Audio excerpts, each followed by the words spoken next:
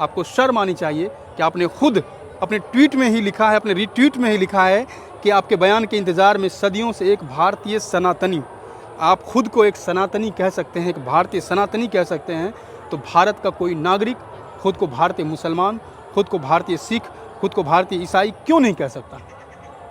इसका जवाब दीजिए ना, आप क्यों नहीं कह सकता है? शर्म आनी चाहिए आपको।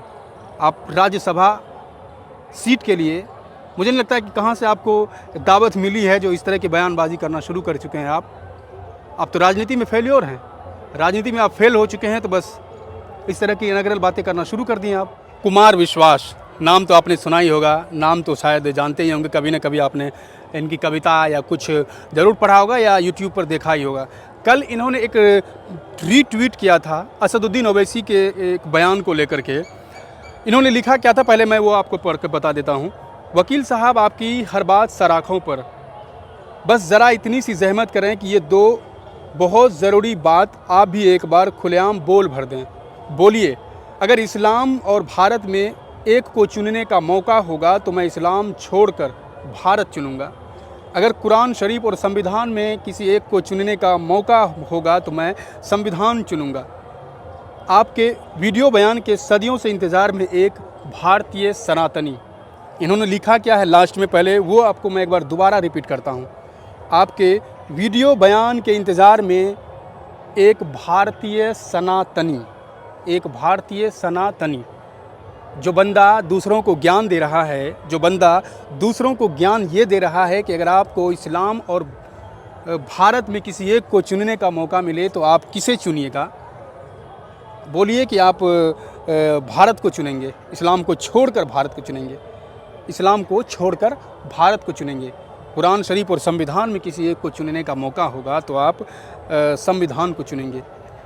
जो बंदा खुद अपने ट्वीट में कहता है कि एक भारतीय सनातनी, अब आप अंदाज़ा लगाइए कि वो बंदा दूसरों से, लेकिन कैसे गधे को, मैं बिल्कुल गधा कह रहा हूँ इसको, लेकिन इस निकम्मे और गधे को कम से कम पहले अपने ट्वीट को ही पढ़ लेना चाहिए, जिस ट्वीट में उन्होंने लिखा है कि भारतीय सनातनी, और वो कह रहा है कि अगर आप बोलिए कि आपको अगर चुनने का मौका मिले तो आप किसी इसको छोड़कर इसे चुनेंगे।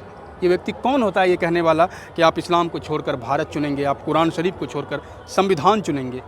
इस गधे आदमी को ये मालूम होना चाहिए कि भारत का संविधान हमें ये इजाज़त देता है कि हम अपने धर्म को फॉलो करें, हम अपने धर्म का प्रचार प्रसार करें। एक जो मुसलमान हो, हिंदू हो, सिख हो, ईसाई हो, कोई भी हो, सबको ये अधिकार देता है हमारा संविधान कि आप अपने धर्म का पालन करें, अपने धर्म का प्रचार प्रसार कर सकते हैं।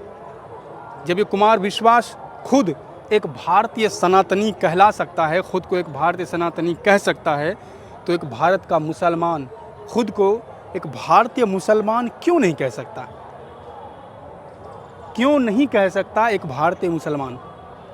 हमारा संविधान खुद इस चीज़ की हमें इजाज़त देता है कि हम अपने धर्म का फॉलो करें, या भारत का कोई भी नागरिक, सबको अपने अपने धर्म का पालन करने की आज़ादी है, ये संविधान देता है। फिर चुनने का सवाल कहाँ से आया? कहाँ से आया ये सवाल? अगर इस गधे से पूछा जाए कि आप ये बताइए कि आपने माँ और बाप में किसे चुनेंगे, तो फिर इसका क्या जवाब होगा? कुमार विश्वास जी, आप ये भी ज़रा बता दीजिए ना। अगर आपको ये कहा जाए, अगर आपके पास 2 बच्चे हैं, अगर कहा जाए कि आप किसी एक बच्चे को चुनिए तो आप किसे चुनेंगे? बता दीजिए ये भी ट्वीट करके। कुमार विश्वास जी, ज़रा ये भी बता दीजिए ना आप।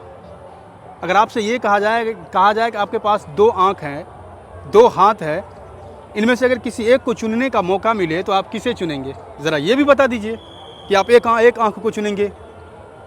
नहीं कह सकते ना इस बात को, तो फिर आप एक दूसरे लोगों से इसकी अपेक्षा कैसे कर सकते हैं कि वो किसे चुने और किसे नहीं चुने? हमारा देश एक सेक्युलर देश है, हमारा देश एक संवैधानिक देश है, एक संविधान के तरीके से चलता है हमारा देश। हमारा संविधान हर व्यक्ति को, हर नागरिक को अपने धर्म के अनुसार चलने की इजाज़त देता है, उसे फॉलो करने की इजाज़त देता है, उसे मानने की इजाज़त देता है, उसका प्रचार प्रसार करने की इजाज़त देता है। तो फिर ये चुनने का सवाल कहाँ से आया? कहाँ से आया यह सवाल? आपको इस तरह की अनगरल बातें नहीं करना चाहिए, इस तरह की अनगरल टिप्पणी नहीं करनी चाहिए। आपको शर्म आनी चाहिए कि आपने खुद अपने ट्वीट में ही लिखा है, अपने रीट्वीट में ही लिखा है कि आपके बयान के इंतज़ार में सदियों से एक भारतीय सनातनी, आप खुद को एक सनातनी कह सकते हैं, एक भारतीय सनातनी कह सकते हैं, तो भारत का कोई नागरिक खुद को भारतीय मुसलमान, खुद को भारतीय सिख, खुद को भारतीय ईसाई क्यों नहीं कह सकता? इसका जवाब दीजिए ना, आप क्यों नहीं कह सकता है? शर्म आनी चाहिए आपको। आप राज्यसभा सीट के लिए, मुझे नहीं लगता है कि कहाँ से आपको दावत मिली है जो इस तरह की बयानबाजी करना शुरू कर चुके हैं आप तो राजनीति में फेल्योर हैं, राजनीति में आप फेल हो चुके हैं, तो बस इस तरह की इनग्रल बातें करना शुरू कर दी आप। और दूसरी बात, आप तो कवि थे ना, कविता पढ़ते पढ़ते आप कथावाचक बन चुके हैं, कभी कभी तो आप अनाउंसर भी बन जाते हैं। अगर आपसे ये कहा जाए कि आप इन तीनों में से किसी एक को चुन लीजिए, तो क्या होगा आपका जवाब? बताइए ना कुमार विश्वास जी। अगर आपको कहा जाए कि आप कविता पढ़ते हैं, आपको ये कहा जाए कि आप कथावाचक हैं, कथा सुनाना शुरू कर चुके हैं, आपको ये कहा जाए कि आप अनाउंसिंग भी करना शुरू कर देते हैं, इनमें से किसी एक को चुनिए, तो आप किसे चुनेंगे? आप तो पॉलिटिक्स भी करते हैं। ये पूछा जाए अगर आप एक कवि कहलाना चाहेंगे या एक पॉलिटिशियन, तो क्या होगा आपका जवाब? ज़रा ये भी बता देते अपने ट्वीट में। चलिए खैर, मैं ज़्यादा बातें नहीं करूँगा इस पर।